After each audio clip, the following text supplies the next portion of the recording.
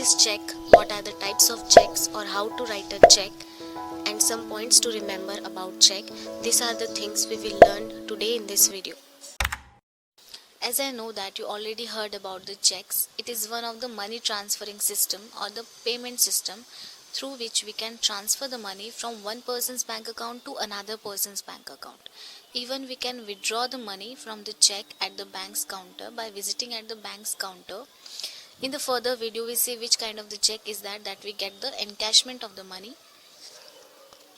But generally the check is used for transferring the money from one person's bank account to another person's bank account. Let's see how it looks like. It's a paper document in which there is a space for the payer's name. The payee is the one who gets the money, the recipient is the payee and we are the payers.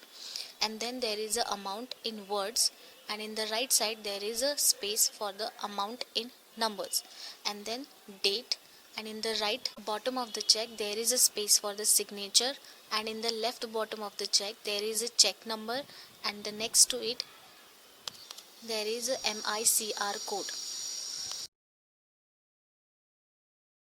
Then what is this MICR code? It is code for the identification of the check and it helps the clearing process. It's a 9-digit code. The first 3-digit code is the city code, and the next 3-digit code is the bank's code, and the last 3-digit is the branch code.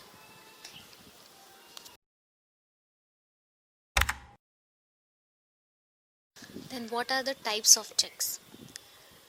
The types of checks, it doesn't really means that there is a silver check, gold check or platinum check, as it is like by making some different marks or identification on the simple normal check, a check will become the different kind of check. So we can say that there are the different kinds of checks. So one by one we see what are these different kinds of checks. The first check is a bearer check or the bearer check. I gave this simple normal check, signed check to some other person. So other person had right that he can withdraw the money at the bank's counter. So this kind of check is called bearer check. And the second person also have right that he can give this check to the third person as his payment. So third person can also withdraw the money at the banks. So the bearer check is for the withdrawal of the money or the transfer of the check from one person to second person to the third person. As you see in the picture, there is a written in the box or barrier. If I cross this or barrier and give it to the second person, so the second person had right that he can encash the amount. He cannot give this bearer check to the third person. If I cross this barrier in the box, as you see, the next check is a crossed check.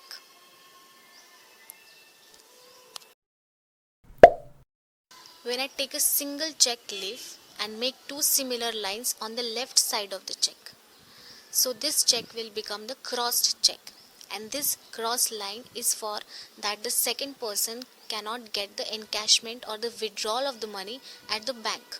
Amount in the check is directly transferred to his bank account. He can only deposit the check at the check box and clear the process of payment.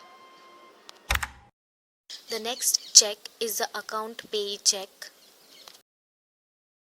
When I take this crossed check and write down account payee below these two similar lines or the crossed lines, so the check is called account payee check, and it is for the amount in the check is directly transferred to the payee's account, only to the payee's account, not any other's account. Type of check is called as account payee check. The next check is a post dated check. Suppose I have to transfer the money to the next person on a particular date of the next month or the following any date or the month or the year, and today I am signing a check for him for that particular date. It means that I am writing a post dated check, and such type of checks are called as post dated check. Validity of the check is also starts after the mentioning date on the check. Before the date, the person cannot withdraw the money or deposit the check in the bank before the date mentioning on the check that is written on the check. The next check is the antedated check.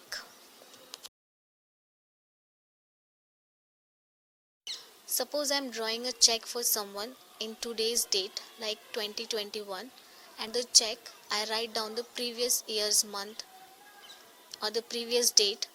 So this check will become the antedated check. A check with the previous date or month is called as antedated check, and this check is completely invalid. It is not accepted by the bank and you cannot get the money depositing this check at the bank. The next check is the self check. Suppose I wanted to transfer the money through check in my own account. For that I have make a self check to myself. And how can I make this? For that I take a simple check leaf and I put the self in the pay's name, and I get the money in my own account, and also I can get the encashment or withdrawal of the money at the bank. So this kind of check is called as self check. The next check is a blank check. Blank check is the check where only the signature is given. It's called as blank check. And when you gave this check to the second person had right that he fill the date, amount, and also he had a right that he can give it to the third person by making the bearer check. The next check is a stale check. A signed check with the name, date and the signature is valid for the 90 days of the issuing date. Only the 90 days, after the 90 days, the check will become the stale check. And it is not accepted by the bank if you not deposit this check before the 90 days of the mentioning date on the check. And such kind of checks is called as stale check.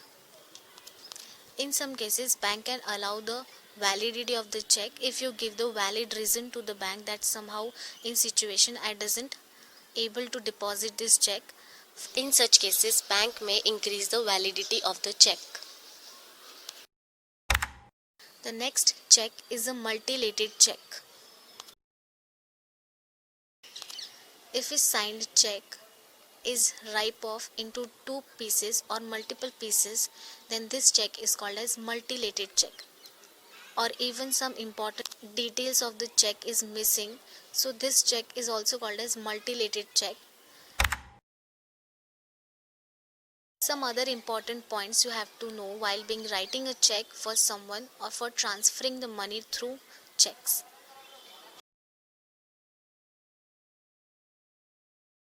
The first point is a check without a date is considered to be an invalid check. You cannot give anyone or transfer the money with this check without a date. That is invalid check. Second point is when you fill the rupees in words or in numbers, make sure that you put the slash after the zero in numbers or in words, so that no one can add the extra zero or make some other manipulation with your check. You have make sure that you put the slash after filling the amount in rupees or in words.